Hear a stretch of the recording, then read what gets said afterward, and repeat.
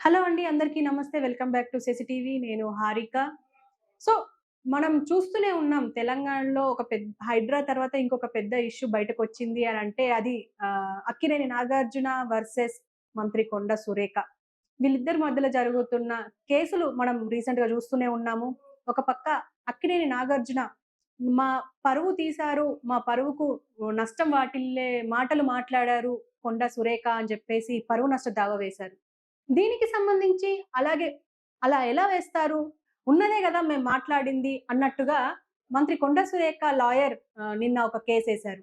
అయితే దీనికి సంబంధించి అక్కినేని ఫ్యామిలీ నాంపల్లి కోర్టుకు వెళ్లారు. ఎందుకు అంటే వాళ్ళు వేసిన పిటిషన్ ఏదైతే ఉందో అంటే పరువు నష్ట దావాకు సంబంధించి దానికి సంబంధించి ఇవాళ విచారణకు వెళ్లారు. అండ్ వాళ్ళ స్టేట్‌మెంట్‌లు కూడా రికార్డ్ అయ్యాయి. అయితే ముందుగా నాగార్జున స్టేట్‌మెంట్ ఒకటి రికార్డ్ అయ్యింది. అది మీకు వినిపిస్తాను చూడండి. సో, నాగార్జున వాగ్మూలం ఇలా ఉంది.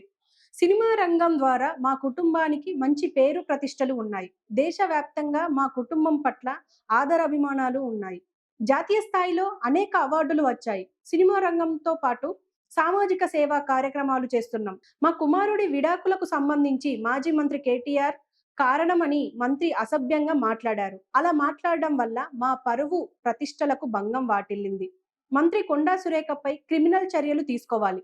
మంత్రి కొండా సురేఖ మాట్లాడిన మాటలు అన్ని అసత్య ఆరోపణలు. రాజకీయ దురుద్దేశంతో మంత్రి ఇలాంటి వ్యాఖ్యలు చేయడం కరెక్ట్ కాదన్నారు. ఎంతో పేరు ప్రతిష్టలు ఉన్న తన కుటుంబం తీవ్ర మనోవేదనకు గురైంది. మంత్రి మాట్లాడిన మాటలు అన్ని టెలివిజన్ ఛానల్స్ లో ప్రసారం చేశారు.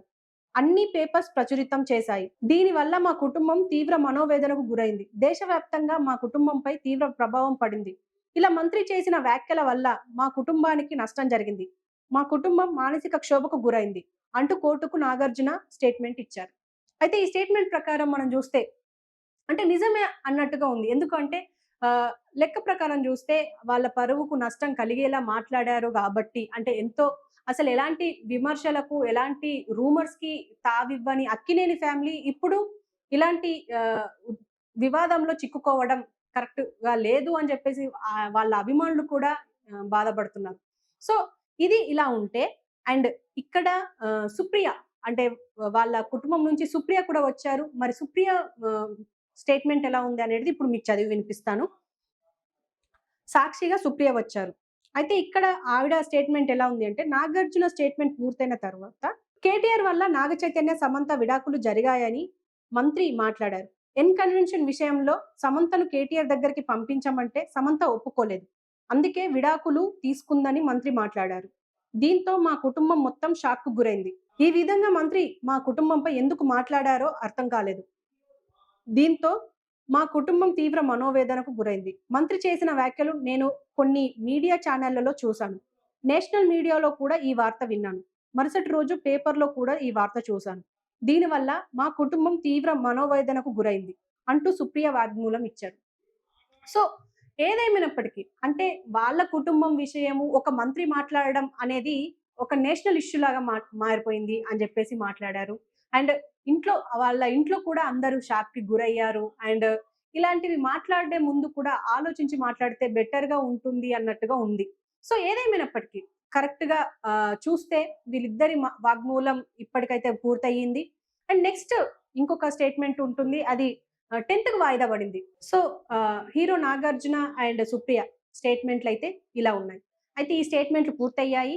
అయితే ఈ పిటిషన్‌ని 10థ్‌కి వాయిదా వేశారు. అయితే ఇప్పుడు 10థ్ రోజు వెంకటేశ్వర్లు అని ఒక వ్యక్తి ఆయన కూడా ఒక సాక్షి, ప్రత్యక్ష సాక్షి. సో, ఈయన వాగ్మూలం కూడా తీసుకుంటారు. సో, చూద్దాం. అంటే ముందు ముందు ఇంకా ఈ ఈ స్టేట్‌మెంట్‌లు పూర్తయ్యాక ఇంకా ఎలాంటి తీర్పొస్తుంది కోర్ట్ నుంచి అండ్ ఎవరికి న్యాయం జరుగుతుంది, ఎవరికి అన్యాయం జరుగుతుంది అనేది ముందు ముందు తెలుస్తుంది. ఎందుకంటే ఇక్కడ న్యాయ అన్యాయాల గురించి ఎందుకు మాట్లాడుతున్నా అంటే ఒక పక్క మంత్రి కొండా సురేఖ, ఇంకో పక్క hero Nagarjuna, Akkineni family and ఇద్దరు వెల్ సెటిల్డే. అయినప్పటికీ ఇద్దరి మధ్యల ఇలాంటివి జరగడం అండ్ కేటీఆర్ వల్లనే ఇలా యూ టర్న్ తీసుకొని అక్కినేని ఫ్యామిలీని తీసుకురావడం మనం అందరం చూస్తూనే ఉన్నాము. సో, ఏం జరుగుతుందనేది ముందు ముందు చూద్దాం.